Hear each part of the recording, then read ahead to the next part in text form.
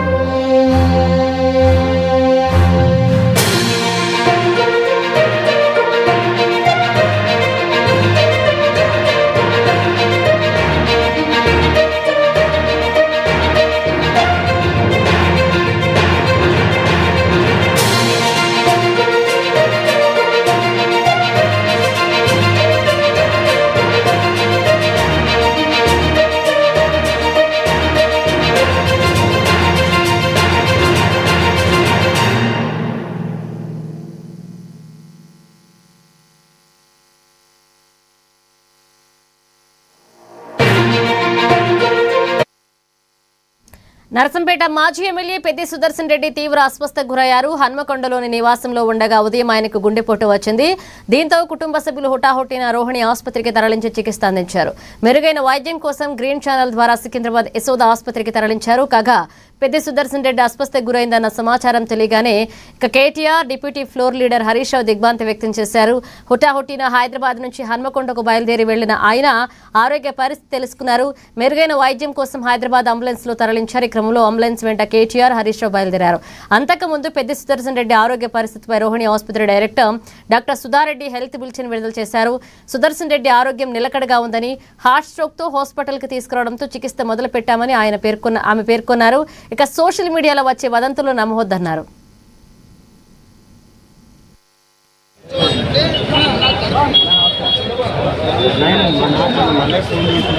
Doctor Sudhakar Reddy Rohan hospital medical superintendent ఈ ఉదయం మాజీ శాసనసభ్యులు పెద్ది సుదర్శన్ రెడ్డి గారు హాస్పిటల్కు వచ్చి ప్రైమరీ అంజో చేసినాము. వారు కార్డియాక్ ఫంక్షన్ రిగైన్ అయినారు. విన్నారా? ఇప్పుడు సిటీ స్కాన్ తీసి ఇతర ఎగ్జామ్స్ చేసి ఆర్ఐసీలో వెంటిలేటర్ మీద ఉంచుతున్నాము. ఇంతకు ముందు వచ్చిన వదంతులు ఏదైతే ఉన్నాయో వారు జరిగిపోయినారని అది అసత్యము. మీరు దయచేసి వారు బతికే ఉన్నారు, వారు ట్రీట్మెంట్ ఉన్నారని చెప్పగలరు. తదుపరి వారి ఆరోగ్య పరిస్థితి వెంటనే తెలియజేస్తారు. అందులో క్లాట్స్ ఉన్నాయి. క్లాట్స్ ఉండడం వల్ల ఆయన కొలాప్స్ అయ్యాడు. ఆ క్లాట్స్ కోసం ఇప్పుడు ఇంజెక్షన్స్ ఇస్తున్నాం. తర్వాత మెకానికల్ గా క్లాట్స్ తీయడానికి వేరే సర్జరీ ఉంటుంది. కొంచెం స్టేబుల్ అయినాక సర్జరీ కోసం హైదరాబాద్ కి పంపిస్తాం. రైట్ నో బీపీ పల్స్ అన్ని మంచిగా ఉన్నాయి. స్పాంటేనియస్ బ్రీతింగ్ కూడా ఉంది పేషెంట్. ఓకేనా అండి? Doctor Sudhakar Reddy Rohan hospital medical superintendent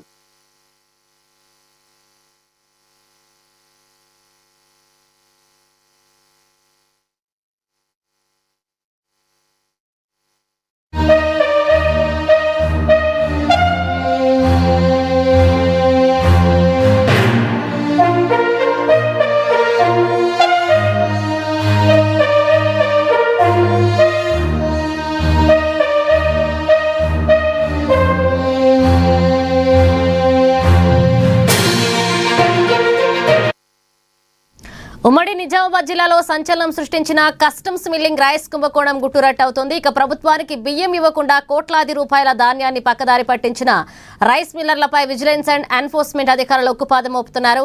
Nizamabad లో 5, కామారెడ్డిలో 3 ప్రత్యేక బృందాలతో 2 రోజులుగా ఆకస్మిక తనిఖీలు చేపట్టారు.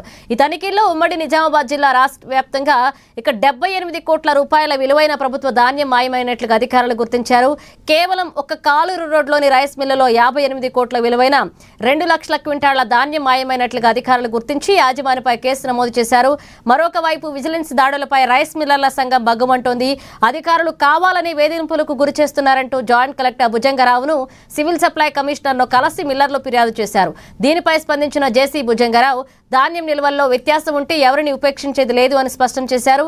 ఇదే అంశానికి సంబంధించి మరిన్ని అప్డేట్స్ అందించడానికి మా ప్రతినిధి నవీన్ ఫోన్ లైన్ లో సిద్ధంగా ఉన్నారు. నవీన్, ఉమ్మడి నిజామాబాద్ జిల్లా సంచలనం సృష్టించిన కస్టమ్ మిల్లింగ్ రైస్ కుంభకోణం గుట్టురట్టయింది.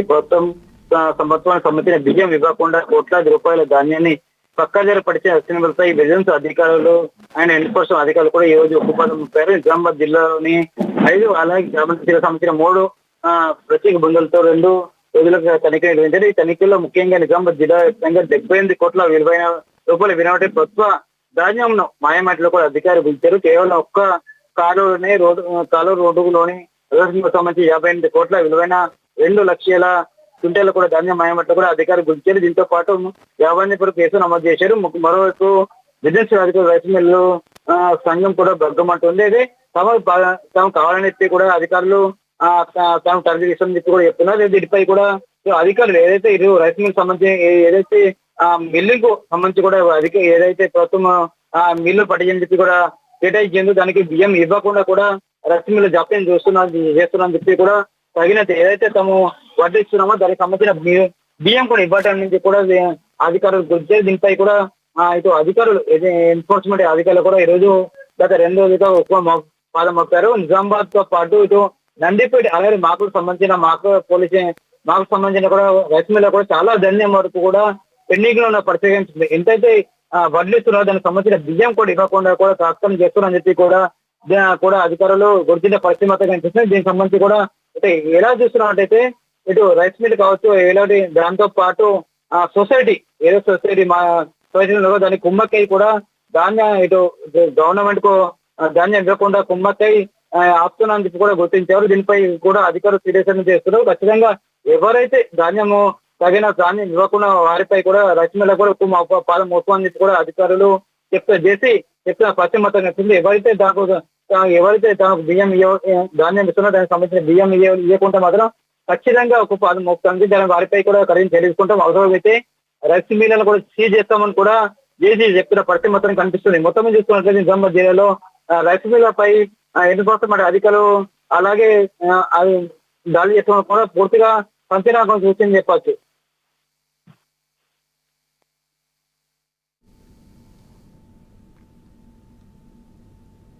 Right, thank you Naveen. Vigilance వాళ్ళు తర్వాత డిటిసిఎస్ గారు Siddhirameshwara agro industries private limited Kaluru విలేజ్కి సంబంధించినటువంటి రైస్ మిల్లో తనిఖీ చేయగా ఇక్కడ మనకు యాక్చువల్గా 3,15,970.96 క్వింటల్లో ఉండాల్సిందిగా వాళ్ళు నిర్ధారించుకున్నారు రికార్డు పరిశీలించి. దాంట్లో వాళ్ళు అక్కడ ఫిజికల్గా కనుక్కున్నది 1,12,282.40 క్వింటాళ్ళు. రిమైనింగ్ ఏదైతే ఉండాల్సింది ఉందో కనబడలేదో అక్కడ 2,03,688.56 క్వింటాళ్ళు. దానికి సంబంధించి వెరిఫై చేసుకొని వాళ్ళు పంచనామా కండక్ట్ చేసుకొని రిపోర్ట్ ఇవ్వడం జరిగింది. ఆ రిపోర్ట్ ఆధారంగా తదుపరి చర్య తీసుకోవడం జరుగుతుంది. ఇంకా పెట్టాల్సింది చూస్తున్నాం. ఆ రిపోర్ట్లో ఏం రికమెండేషన్ దాన్ని బట్టి మేము క్రిమినల్ యాక్షన్ అయితే క్రిమినల్ యాక్షన్, తర్వాత రికవరీ ప్రాసెస్ అయితే రికవరీ ప్రాసెస్ కూడా స్టార్ట్ చేస్తాం. వీళ్ళు సర్ప్రైజ్ చేసిండ్రు, అంటే ఇన్స్పెక్ట్ చేసిండ్రు. దానికి సంబంధించిన రిపోర్ట్ మనకు వచ్చింది. దాని మీద ఇప్పుడు మనం తదుపరి చర్య తీసుకుంటాం. విజిలెన్స్ వాళ్ళు తర్వాత డిటిసిఎస్ గారు నారాయణగూడలోని కేశవ్ మెమోరియల్ ఆడిటోరియంలో బీజేపీ మెడికల్ సెల్ ఆధ్వర్యంలో ధన్వంతరి అవార్డ్స్ వేడుకలు ఘనంగా నిర్వహించారు. కార్యక్రమానికి బీజేపీ రాష్ట్ర అధ్యక్షుడు ఎన్ రామచంద్రరావు, మల్కాజ్గిరి ఎంపీ ఈటెల రాజేందర్, ఎమ్మెల్యేలు పైడి రాకేష్, డాక్టర్ పాల్వాయి హరీష్ బాబు ముఖ్య అతిథులుగా హాజరయ్యారు. ఇక దేశంలోని ప్రతి పౌరుడికి నాణ్యమైన వైద్య సేవలు అందించడమే కేంద్ర ప్రభుత్వ లక్ష్యమని, నేషనల్ హెల్త్ మిషన్ ద్వారా వైద్య రంగాన్ని బలోపేతం చేస్తారని రామచంద్రరావు స్పష్టం చేశారు. కార్యక్రమంలో భాగంగా Malla Reddy university vice chairperson doctor ప్రీతిరెడ్డితో పాటుగా పలువురు ప్రముఖ వైద్యులను ఘనంగా సత్కరించారు. కొన్ని విషయాలు చెప్పుకోగలిగారు ఓపెన్గా, ఎందుకంటే it needs to be at diabetes capital economy. It is not a harm.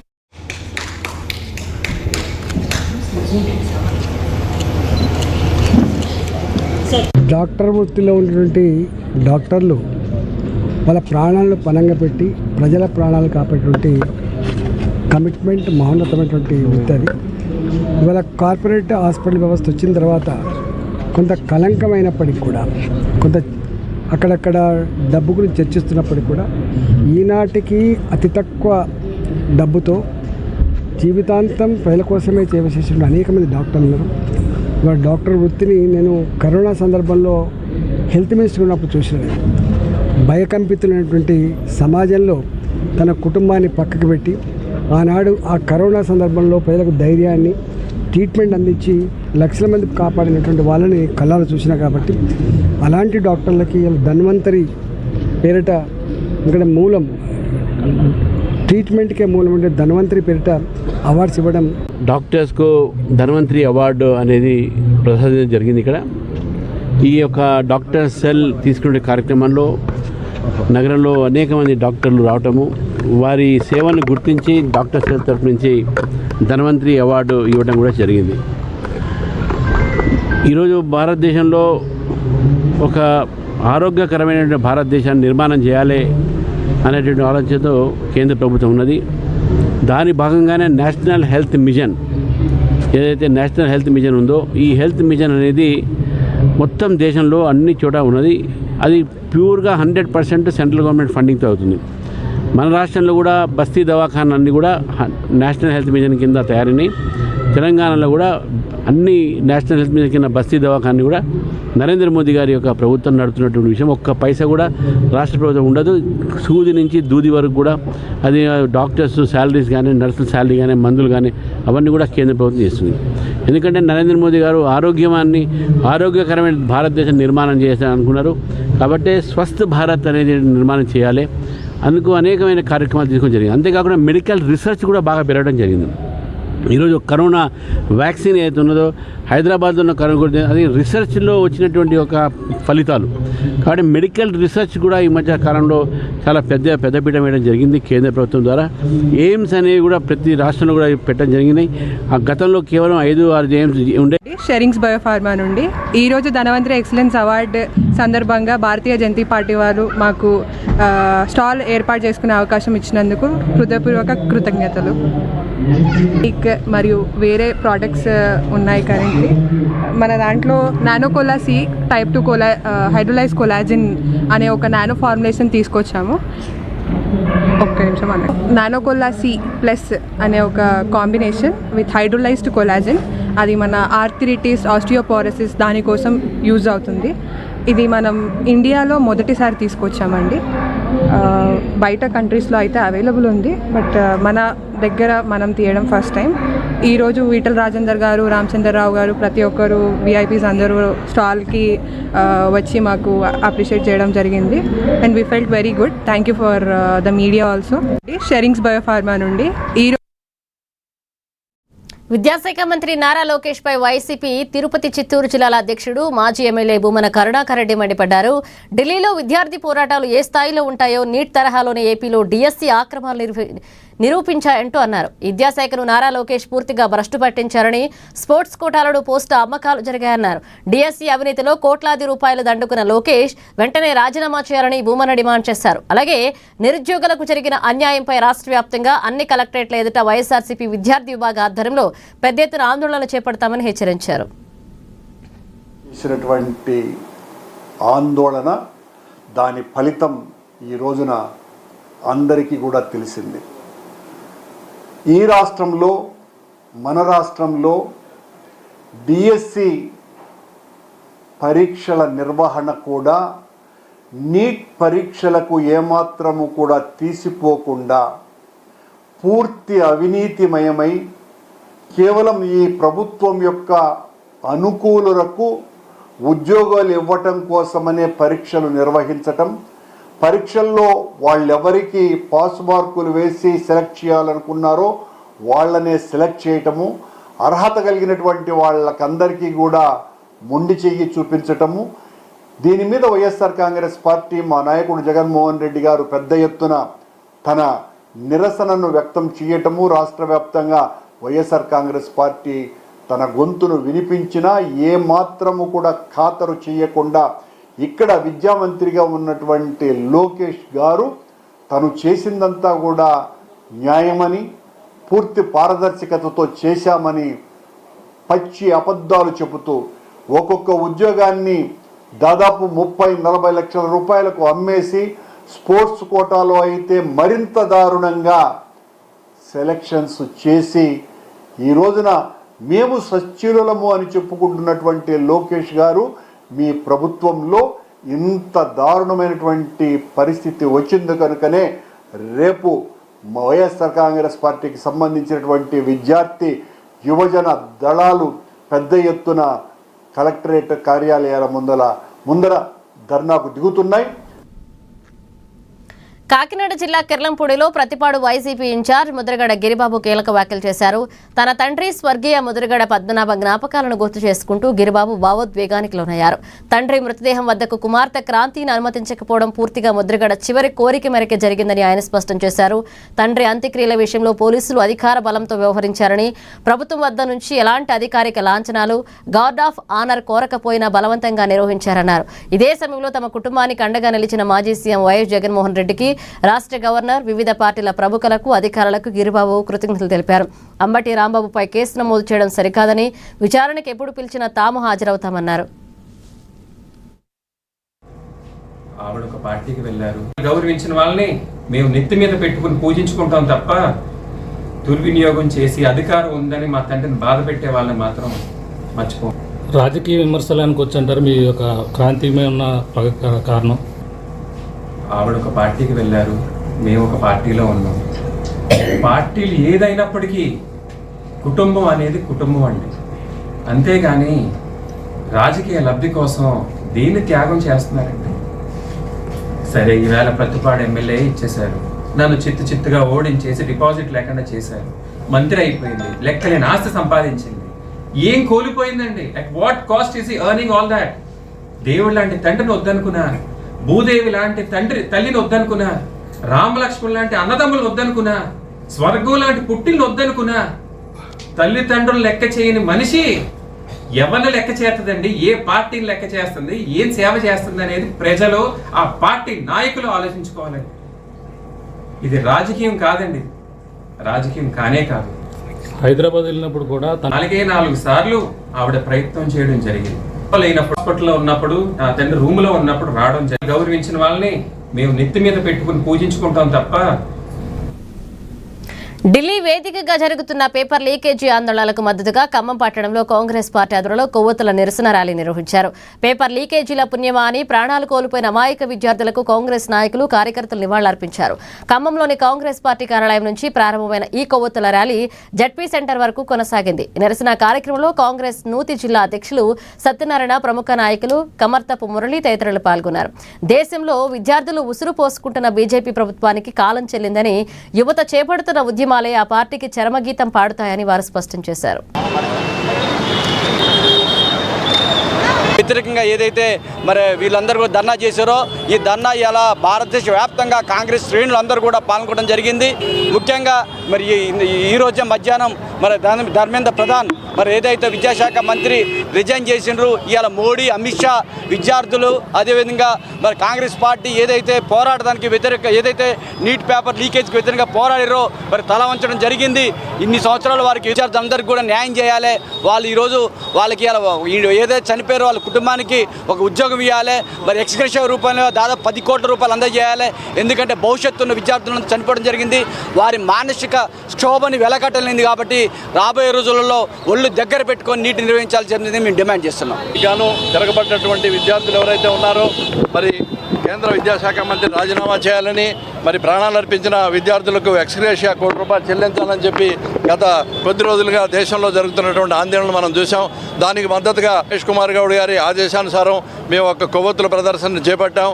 అది కేవలం నీట్ విద్యార్థులు ఎవరైతే ఉన్నారో వారు ఆత్మసమర్పణ చేసుకున్నందుకు గాను వారి ఆత్మశాంతి చేకూరాలని చెప్పి వారందరి ఆత్మ ప్రార్థనగా మేమంతా కూడా జిల్లా కాంగ్రెస్ కమిటీ ఖమ్మం ఆధ్వర్యంలో ఈ యొక్క నీట్ ర్యాలీని చేపట్టాం. ఏది ఏమైనా కూడా మరొకసారి దేశంలో విద్యార్థులంతా తిరగబడితే ఎలా ఉంటుందో బీజేపీ సూచించింది. ఇది చంపబెట్టని చెప్పి పూర్తి చేసే వరకు మేము ఆగము. Thank you. ఈరోజు యావత్ భారతదేశ విద్యార్థుల విజయం. ఎందుకంటే విద్యార్థి లోకం గలమెత్తితే ఎంతటి వాళ్ళైనా ఎవరైనా సరే తలొగ్గాలి అని చెప్పేసి ఒక్క కారణమే ఈరోజు నరేంద్ర మోడీని ఆయన విద్యామంత్రి రాజీనామా చేయటం. అదేవిధంగా ఈరోజు ప్రధాని నరేంద్ర మోడీ మాత్రం ఎందుకు బయటికి రాడు, ఆయన ఎందుకు ఆ ఇంట్లోనే ఉండి కనీసం దేశ ప్రజలకి సమాధానం చెప్పడని చెప్పేసి మేము ప్రశ్నిస్తున్నాం. నరేంద్ర మోడీ ప్రజల ఓట్లతో గెలిచిన వ్యక్తి కాదా? అంటే ఓట్లు చోరీ చేసి గెలిచిన. హైదరాబాద్లోని Gandhinagar division Canara bank GHMC play ground లో తాయిక్వాండో ప్రదర్శనలు నిర్వహించారు. మాస్టర్ బి కృష్ణ ఆధ్వర్యంలో నిర్వహించిన ప్రత్యేక కార్యక్రమంలో 50 మంది విద్యార్థులు ఉత్సాహంగా తాయిక్వాండో ప్రదర్శనలు ఇచ్చారు. ఈ సందర్భంగా ప్రతిభ కనబరిచిన విద్యార్థులకు కలర్ బెల్ట్ సర్టిఫికెట్లను అందజేసి ఘనంగా అభినందించారు. మహిళలు, యువతులు తమ జీవితంలో ఎదురయ్యే సవాళ్లను ధైర్యంగా ఎదుర్కొనేందుకు ఆత్మరక్షణ విద్యలు ఎంతో దోహదపడతాయని తాయిక్వాండో అసోసియేషన్ అధ్యక్ష ప్రధాన కార్యదర్శులు కృష్ణ మీర్ వాహజ్ అలీఖాన్ పేర్కొన్నారు. ప్రస్తుత కాలంలో మహిళలు స్వయం రక్షణ కోసం తాయిక్వాండో వంటి మార్షల్ ఆర్ట్స్ ను అభ్యసించడం అత్యంత కీలకమన్నారు మాస్టర్ బి కృష్ణ.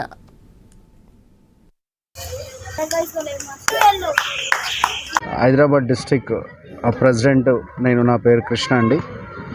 మన తాయిక్వాండో అసోసియేషన్ తరపు నుండి ఇక్కడ గాంధీనగర్లో గ్రేటర్ తాయిక్వాండో అకాడమీలో బెల్ట్ గ్రేడింగ్ టెస్ట్ నిర్వహించబడింది. దీనికి విద్యార్థులు ఒక 60 మందికి పైగా రావడం జరిగింది. ఈ విద్యార్థులు ముందుకు తీసుకెళ్ళడానికి మేము చాలా పెద్ద ఎత్తున ప్రయత్నం అయితే చేస్తున్నాము. District level and state level and national లెవెల్లో కూడా మా హైదరాబాద్ డిస్ట్రిక్ట్ తరపు నుండి చాలా పెద్ద ఎత్తున మేము చేసిన ఈ కార్యక్రమంలో ప్రతి ఒక్కరూ మెడల్స్ కూడా సాధించడం జరిగింది. నేషనల్లో ఒక 4 మెడల్ కూడా రావడం జరిగింది. మాకు ఒక అమ్మాయిలే మాకు మెడల్లు తీసుకురావడం జరిగింది, bronze and silver and gold. మరి ఈ లెవెల్లో మేము ప్రాక్టీస్ ఇస్తున్నాం కాబట్టి మేము ముందుకు వెళ్ళడం జరుగుతుంది.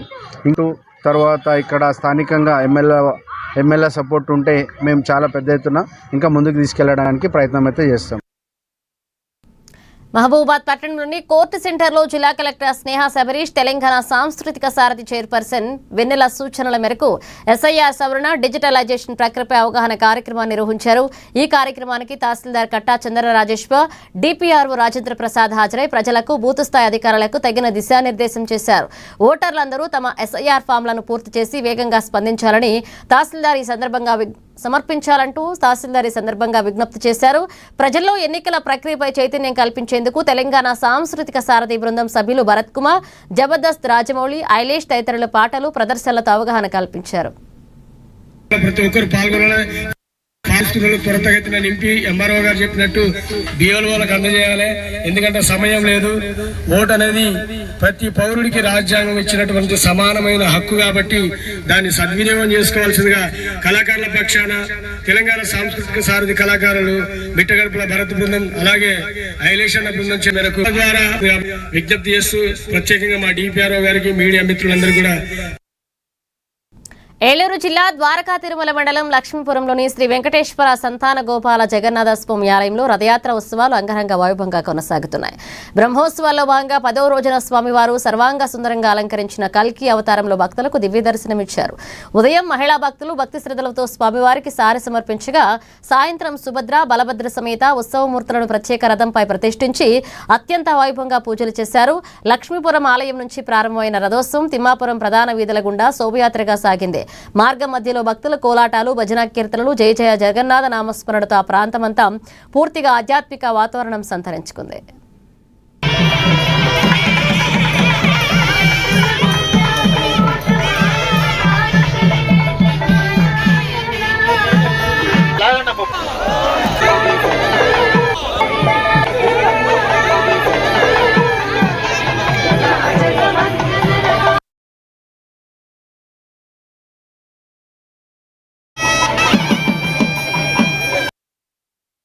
మహబూబాద్ జిల్లా గూడూరులో వారసత్వ భూమి వివాదం కలకలం రేపుతుంది. నకిలీ పత్రాలు సృష్టించి తమ భూమిని అన్యక్రాంతం చేసేందుకు కొందరు ప్రయత్నిస్తున్నారని బాధితులు ఆవేదన వ్యక్తం చేస్తున్నారు. గూడూరులోని సర్వే నంబర్ 115/A పరిధిలోని 2 ఎకరాల 37 గుంటల వారసత్వ భూమిని కబ్జా చేయడానికి యత్నిస్తున్న వారిపై చట్టపరమైన చర్యలు తీసుకోవాలని వారు కోరుతున్నారు. ఈ వివాదంపై బాధితులు ఇప్పటికే జిల్లా కలెక్టర్తో పాటుగా సంబంధిత అధికారులకు ఫిర్యాదు చేయడంతో పాటు సివిల్ కోర్టును కూడా ఆశ్రయించారు. ప్రస్తుతానికి కేసు కోర్టు పరిధిలో ఉన్నందున ప్రజలు ఎవరూ భూమిని కొనుగోలు చేసి మోసపోవద్దని బాధితులు విజ్ఞప్తి చేస్తున్నారు.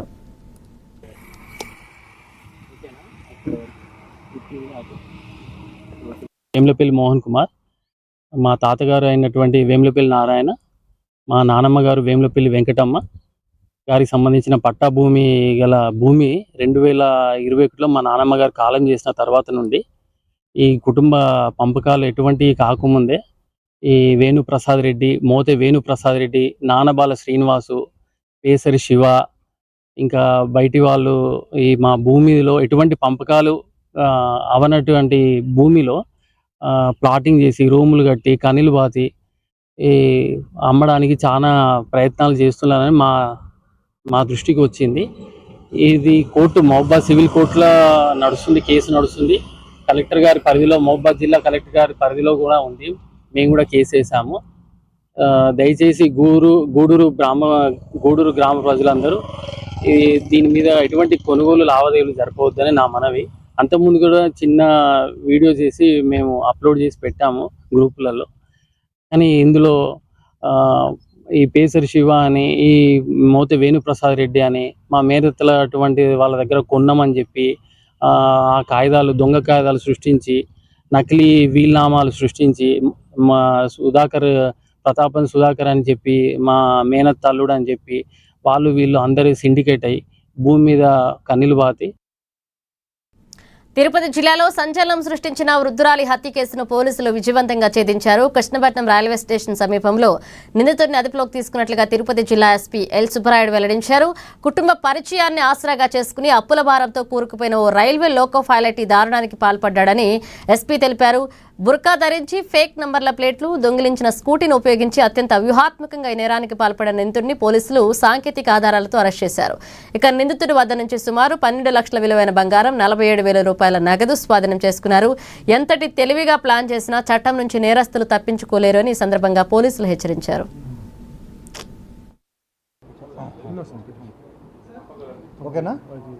ఇటీవల కాలంలో తిరుపతి రూరల్ పోలీస్ స్టేషన్ లిమిట్స్లో 69 సంవత్సరాల రుద్రాల్ని మర్డర్ చేయడం జరిగింది. ముఖ్యంగా ఇద్దరు కూడా, అతను ఆంధ్రా బ్యాంక్లో పనిచేస్తూ రిటైర్డ్ అయ్యారు. భర్త జస్ట్ ఆ రోజు బయటికి వెళ్ళడం జరిగింది. ఆ వృద్ధురాలు ఇంట్లో ఉన్న సమయంలో వాళ్ళకి పాత పరిచయం ఉన్న వ్యక్తి కొంత డబ్బు కోసం ఆమెను హత్య చేసి ఆ నగలను తీసుకెళ్ళడం జరిగింది. ముఖ్యంగా ఈ రూపేష్ అనే వ్యక్తి దాదాపు 15 సంవత్సరాల నుండి లోకో పైలట్గా నెల్లూరులో పనిచేస్తున్నాడు. ఇతను కేవలం అతని యొక్క దురలవాట్లకి అప్పులు ఎక్కువ చేయడం, సో ఇంటికి వచ్చి తెలిసిన వ్యక్తిగా ఇంట్లోకి వచ్చి ఆమెని కిరాతకంగా చంపి నగలు, దొరికిన నగల్ని దాదాపు 12 లక్షలు విలువ చేసే నగలు, కొంత డబ్బు తీసుకెళ్ళడం జరిగింది. చాలా క్రిమినల్ ఇంటెన్షన్తో ముందే హెల్మెట్ పెట్టుకోవడం, స్కార్ ధరించడం, ఒక క్రిమినల్ ఆలోచనతో ఈ అఫెన్స్ చేయడం జరిగింది.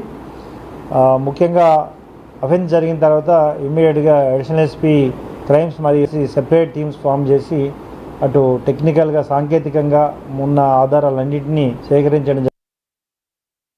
ప్రకాశం జిల్లాలో తీవ్ర విషాదం చోటు చేసుకుంది. కుటుంబ కలహాల నేపథ్యంలో సంతనూతలపాడు మండలం పెర్లమెట్టకు చెందిన విజయ్ కుమార్ అనే వ్యక్తి తన భార్యపై అనుమానంతో కన్నబిడ్డలకు కూల్ డ్రింక్లు, ఎలుకల మందు కలిపి దారుణానికి ఒడిగట్టాడు. ఈ ఘటనలో అస్వస్థకు గురైన కుమార్తె చికిత్స పొందుతూ మృతి చెందగా కుమారుడి పరిస్థితి విషమంగా ఉంది. పిల్లలను భార్య వద్ద వదిలేసి పరారైన విజయ్ కుమార్ విషయం తెలుసుకుని తాను కూడా ఎలుకల మందు తాగి ఆత్మహత్యాయత్నం చేశాడు. ఒంగోలు రిమ్స్లో చికిత్స పొందుతున్న నిందితుడు పరిస్థితి కూడా విషమంగా ఉన్నట్లు సమాచారం. ఘటనపై కేసు నమోదు చేసుకున్న పోలీసులు దర్యాప్తు ముమ్మరం చేశారు.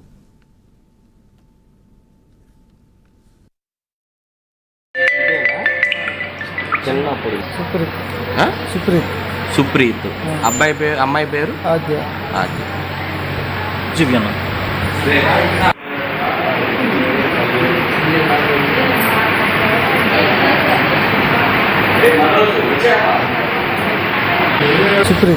సుప్రీత్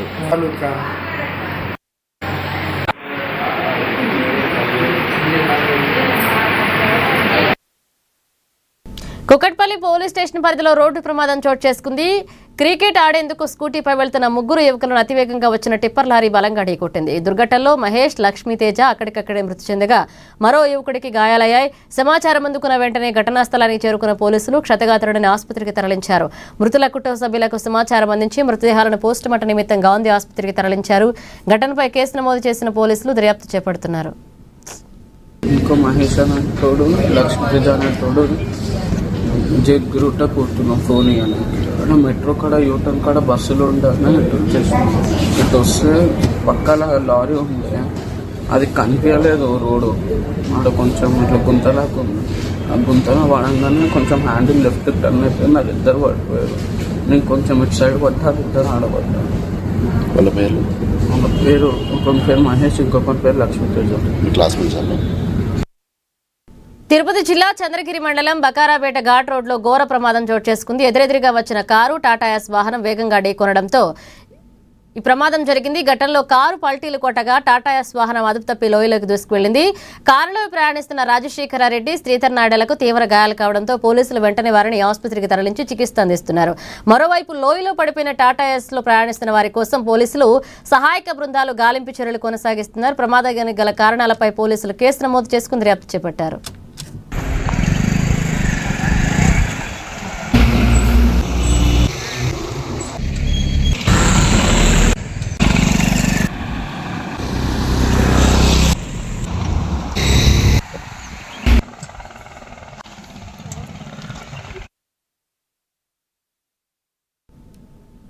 ఇవి bulletin updates. Keep watching ANN.